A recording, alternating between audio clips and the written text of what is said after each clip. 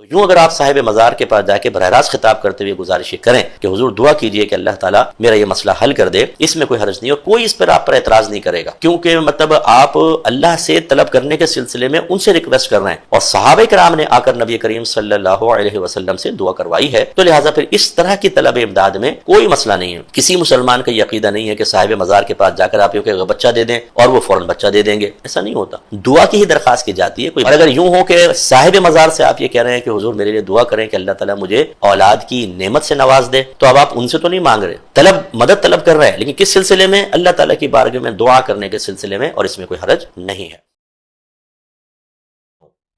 آپ کو پتا ہے مفتی اکمل صاحب نے کیا فرمایا ہے ابھی تازہ ویڈیو میں؟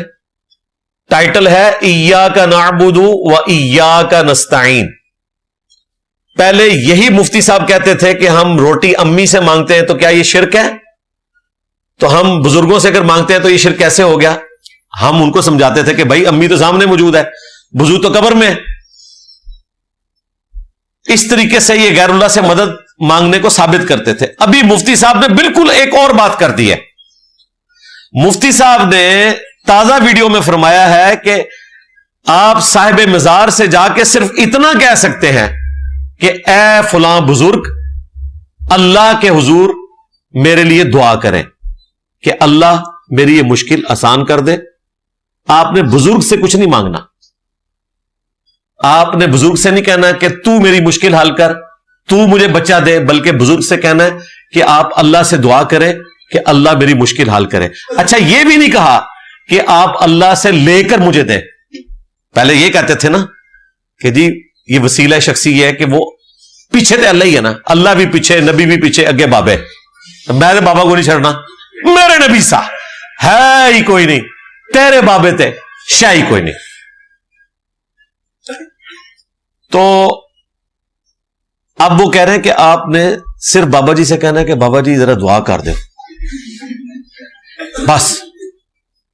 بھائی اگر آپ کا یہ عقیدہ ہے تو ہم اسے بالکل شرک نہیں کہتے، ہم زیادہ سے زیادہ کہیں گے ہوائی فائر ہے، ہونا کچھ بھی نہیں، یا کوئی محتاط شرعی فتویٰ لگائیں تو بدعت کہہ دیں گے۔ شرک یہ نہیں ہے، کیونکہ آپ اللہ سے مانگ رہے ہیں، اس بزرگ سے دعا کروا رہے ہیں، انہیں کیا سننا ہے؟ یہ بزرگ اندر جا کے تو چھوڑ دیں، آپ کے سامنے کوئی بابا جی لیٹے ہوئے خراٹے لے رہے ہوں، آپ ان کے سرانے کھڑے ہو کر کہیں نا کہ آپ اللہ کے حضور دعا کریں، مجھے بتائیں سن لیں گے؟ آپ گالیاں بھی نکال دینا، خدا نہ خواستہ گالی نہیں کرنی، آپ نے بس صرف کہنا ہے کہ میرے نبی سا ہے ہی کوئی نہیں، بابا جی تسی تے شے ہی کوئی نہیں۔ یہ بھی نہیں سنیں گے وہ جو باہر ہے نا، وہ کہنے اندر جا کے دی طاقتاں ود جاندیاں نے، سارے دی اندر جا کے ودیاں جتھے کوئی ویکھ ہی نہیں سکتا۔ آپ تو پہلے کہتے تھے باہر بھی یہ دنیا کا نظام چلا رہے ہیں، ہاں تو یہ ساری کہانیاں تھیں ان کی۔ بال مفتی اکمل صاحب نے یہ بہت بڑی جرت کی ہے اور میں انہیں اپریشیٹ کروں گا، اور انشاءاللہ تعالی میں ان کا شکریہ ادا کروں گا، بشرطے کہ اپنا وضو قائم رکھیں، یہ نہ ہو کہ وہ بھاگی جائیں اس سے۔ تو پہلے میں ان سے فون پہ بات کروں گا، پھر انشاءاللہ میں اس کے حوالے سے تفصیلی ویڈیو ایک کرنٹ افیئر کے طور پر اسے ریکارڈ کروا کے، کیونکہ مفتی اکمل صاحب ایک بڑی پرسنالٹی ہے، اگر ان کے اس قسم کے علمی اقدام کی وجہ سے بریلوی فرقے کے لوگوں کا عقیدہ توحید درست ہوتا ہے تو ہمیں اور کیا چاہیے۔ انشاءاللہ تعالی ہم مفتی صاحب کو اپریشیٹ بھی کریں گے، اپنی اکیڈمی کی دعوت بھی دیں گے کہ یہاں آ کے یہ عقیدہ آپ اس کرسی پہ بیٹھ کے بیان کریں، اور پھر ہم آپ سے یہ بھی پوچھیں گے کہ یہ جب آپ کے باپا جانی جو پیر صاحب ہیں، کیونکہ مفتی اکمل صاحب ان کے مرید ہیں، دعوت اسلامی کے پہلے مفتی اعظم مفتی اکمل صاحب ہی تھے پاکستان میں، جو مدرسۃ المدینہ کے، اور یہ خادم رضوی صاحب کے شاگرد ہیں، جامعہ نظامیہ سے انہوں نے درس نظامی کیا ہوا ہے۔ میں اس زمانے میں ملنے گیا تھا، میں نے تفصیلاً ویڈیو بھی ریکارڈ کروائی ہے، یونیورسٹی میں بھی ایک دفعہ یہ ہمارے ہاسٹل کے کمرے میں بھی آئے تھے 1996 میں۔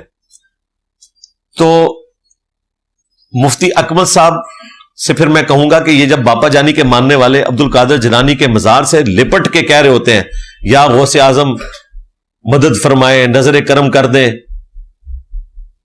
اس کو بھی آپ یہ کہیں گے کہ وہ صرف یہ کہہ رہے ہیں کہ آپ دعا کر دیں، وہ تو کہہ رہے ہیں نظر کرم کر دیں، اور اس سے بڑھ کر منقبتیں لکھی ہوئی ہیں، سرکار غوث اعظم نظر کرم خدارا میرا خالی کاسا بھر دو میں فقیر ہوں تمہارا. یعنی میرا جو پیالہ ہے، کاسا کہتے ہیں پیالے کو، خالی پیالہ میرا بھر دو میں فقیر ہوں تمہارا. تو ابھی تک تو عبد القادر جیلانی سے آپ لوگ ڈائریکٹ مانگا کرتے تھے. اب یہ 21ویں صدی میں آ کے یہ آپ نے کون سا عقیدہ بیان کر دیا کہ ہم تو یہ کرنے کے قائل ہی نہیں ہیں. بڑی اچھی بات ہے. میرا خیال ہے جس طرح باقی چیزوں سے مکر رہے ہیں کہ جی ہم نے تو کبھی نہیں کہا تھا بغلوں میں بت رکھ کے آتے تھے تو رفع الیدین ہوتا تھا، مکر گئے. یہی لوگ کہتے تھے نا، اہل حدیثوں نے تو نہیں کہنا تھا. تو بڑی اچھی بات ہے، اس سے بھی پیچھے ہٹ جائیں. تو میں تو سلوٹ کروں گا مفتی صاحب کو کہ اگر اس کے اوپر قائم رہے اور کوئی اس کی ایکسپلینیشن نہ اگلی ویڈیو میں دینا شروع کر دیں. اس لیے میں نے ان کو پہلے رابطہ کیا کہ آپ کریں، پھر انشاءاللہ تعالی ہم اس کے اوپر ڈسکشن کریں گے انشاءاللہ. دعا میں یہ کہہ سکتے ہیں کہ یا اللہ نبی الاسلام کے صدقے میرے سارے گناہ معاف کر دیں.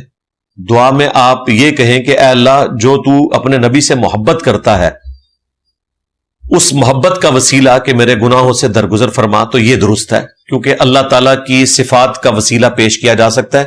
اللہ کا اپنے نبی سے محبت کرنا یہ اللہ کی صفت ہے. باقی نبی الاسلام کا وسیلہ یا کسی صحابی کا وسیلہ پیش کرنا، اس کے بارے میں کوئی صحیح روایت موجود نہیں ہے. صحیح روایت تو وہی ہے جو بخاری میں آئی ہے 1010 نمبر، کہ سیدنا عمر اپنے دور خلافت میں جب قحط پڑ جاتا تو عباس بن عبد المطلب کے وسیلے سے اللہ کے حضور دعا کرتے تھے، اللہم انا کننا نتوسل الیک بنبینا. اے اللہ پہلے پہل ہم تیرے نبی کے وسیلے سے تیری طرف متوجہ ہوتے تھے، تو ان کی دعا کی برکت سے بارش نازل فرماتا تھا. اب ان کی وفات کے بعد ہم تیرے نبی کے چچا کو لے کر آئے ہیں، ان کی دعا کی برکت سے بارش نازل فرما.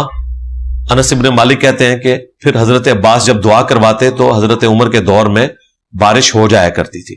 تو سیدنا عمر نے صحیح وسیلہ شخصی یہ بتایا کہ جو اللہ کا نیک بندہ دنیا میں موجود ہے آپ نے اس سے جا کے دعا کروانی ہے. یہ ہے صحیح وسیلہ شخصی.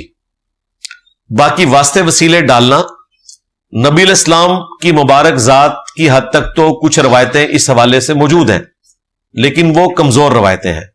آپ کی مبارک زندگی کے حوالے سے بخاری میں جو روایت موجود ہے اور اسی کو سپورٹی وہ روایت ہے سنن ابن ماجہ میں، جو ایک نابینا صحابی آئے تھے، انہوں نے کہا یا رسول اللہ میرے لیے دعا کریں اللہ تعالیٰ مجھے نظر دے دے. تو آپ نے فرمایا کہ چاہو تو میں دعا کر دیتا ہوں یا پھر تم صبر کرو تو جنت پکی ہے. انہوں نے کہا یا رسول اللہ آپ دعا ہی کریں. ان کا جنت تو مل ہی جانی ہے، دنیا میں تو یہ میری تکلیف دور ہو. تو آپ نے پھر اسے فرمایا کہ وضو کرو اور 2 نفل پڑھو، اور پھر آپ نے اس کو اپنے سامنے بٹھایا اور دعا سکھائی کہ دعا کرو کہ اے اللہ میں تیرے نبی کے وسیلے سے تیری طرف متوجہ ہوتا ہوں، اور یا رسول اللہ میں آپ کے وسیلے سے اللہ کی طرف متوجہ ہوتا ہوں. دیکھیں دونوں صورتوں میں دعا کس سے ہو رہی ہے؟ اللہ سے. دعا صرف اللہ ہی سے. اے اللہ میں تیرے نبی کے وسیلے سے تیری طرف متوجہ ہوتا ہوں، اور اے اللہ کے رسول میں آپ کے وسیلے سے آپ کے رب کی طرف دعا کرتا ہوں. اچھا بس اتنی حدیث یہ بیان کرتے ہیں اور کہتے ہیں دیکھیں جی وسیلہ تو ثابت ہو گیا. آگے لکھا ہوا ہے اے اللہ میرے نبی کی دعا میرے حق میں قبول فرما. یہ جملہ یہ چھپا جاتے ہیں کیونکہ یہ جملہ ان کے عقیدے کو ختم کر دیتا ہے. یہ وہی چیز ہے جو حضرت عمر نے کی تھی کہ اللہ پہلے تیرے نبی سے ہم دعا کروایا کرتے تھے، اور اس صحابی نے نبی الاسلام کی دعا اپنے حق میں قبولیت کی دعا رسول اللہ سے کروائی. تو یہ صحیح وسیلہ شخصی تھا. باقی وسیلے کے نام پر دھوکہ، یہ میری ویڈیو آپ دیکھ لیں تو آپ کو سارا کانسیپٹ کلیئر ہو جائے گا.